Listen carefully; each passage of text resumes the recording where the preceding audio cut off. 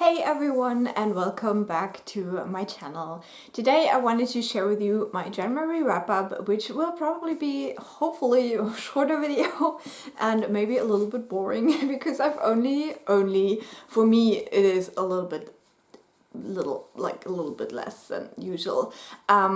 I have only read 4 books or finished 4 books in January, and 2 of those were rereads, so I don't want to go on and on about them in this wrap-up because I've talked about them before, and both of these rereads were from last year, so it's also not been that long, and my impression of the books hasn't changed at all. So I'm gonna start out with the first one, and the first book I finished this year was a reread.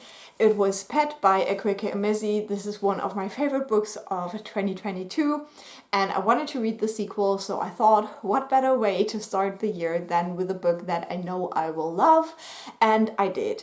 In this one we are following a girl called Jam. She lives in a utopia where all of the monsters have been dealt with, they're gone, and so this world lives in equality and everyone's safe and, you know, everyone can just be who they are. But then one day Jam actually has a little accident and meets Pat, who is in her world to hunt for a monster. So there seems to be a new monster.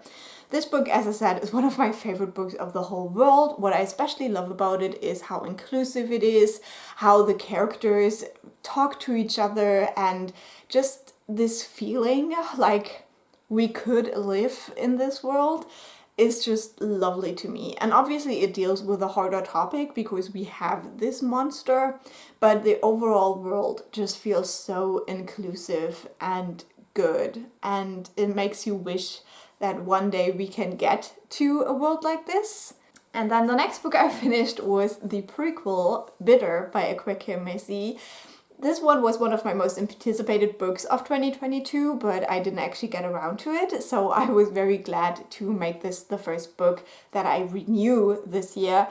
And this follows the mother of Jam from the first book, Bitter, and in this one we actually see how this utopia came to be, so what it took to get to this point. And so this book is even more dark, I would say, because the world Bitter lives in isn't that great. There is a lot of protests, a lot of police violence, almost like kind of civil war kind of scenes on the streets with the police and the protesters. And then Bitter is an artist, and she didn't have an easy life. She had to live with different foster families, but always struggled to fit in. But then she got accepted into this art school, and she's like very thankful for that, and she never wants to leave that school. Like, that's her safe place where she can be herself. And so the thought of joining into the protests scares her a lot. She also has a panic attack in this book, and so we have this focus on, you know, with these kind of protests and the movements for a more just world, that everyone has to just give what they can give. Like, there is not one correct way to do this, but you just have to figure out what your part of this could be. And that's a very strong theme in this one, and I really enjoyed that. I had a little bit more issues with it than with Pat. There is one character that I just felt frustrated with, and I didn't like that was just brushed over a little bit. So I gave this one 4.5 stars, but I would still highly recommend it as such a good book. And then the next book I finished was my audiobook, which was also a reread, and that was Assassin's Apprentice by Hobb. I started listening or reading the Realm of the Elderling series last year with this first book, but then I never continued on. So for this year I wanted to finish the first trilogy, which follows Fitz. Fitz is the bastard son of the king-in-waiting in this world, and when he gets to be recognized and to live in the court and stuff, his father actually steps down from his position, and we follow Fitz from the age of 6 when he first gets to the court, and we see him grow up there. We see all the political machinations that are going on. We basically have this setup of 3 princes. Like, Fitz's father is the oldest one. Then we have Verity, who is the brother of Chivalry, Fitz's father. And then we have a 3rd prince, Regal, who has a different mother, so he's the half-brother. And there is a lot going on with these princes, let me just say that. And so that's basically the storyline that we follow. We see what's going on with this family, this royal family, and then Fitz is trained to be the assassin of the king. So that's the basic setup of the series. I absolutely loved it on a reread as well. Gave it 4.5 stars again. My only issue with this first book is that we don't really see a lot of women. The most relationships that we see with Fitz are with other men, and the women that are there don't play any important role in this first book. So I thought there was a little bit of potential. But I think this book came out in 1995 or something like that, so we can give Robin Hobb a little bit of grace. But yeah, really enjoyed it, would highly recommend the series. And then the last book I finished in January was Harlem Shuffle by Colson Whitehead. I had that one from the library and I had since returned it. This one was really good as well. I had read the 2 previous books, Underground Railroad and The Nickel Boys by Colson Whitehead. Both of those were 5 stars. Absolutely amazing books.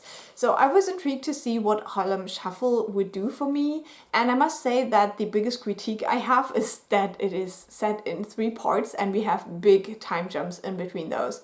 And if you know anything about me, I hate time jumps. So that wasn't my favorite book ever, but Colson Whitehead knows how to write and he's such a knowledgeable person, so I always enjoy reading his books a lot.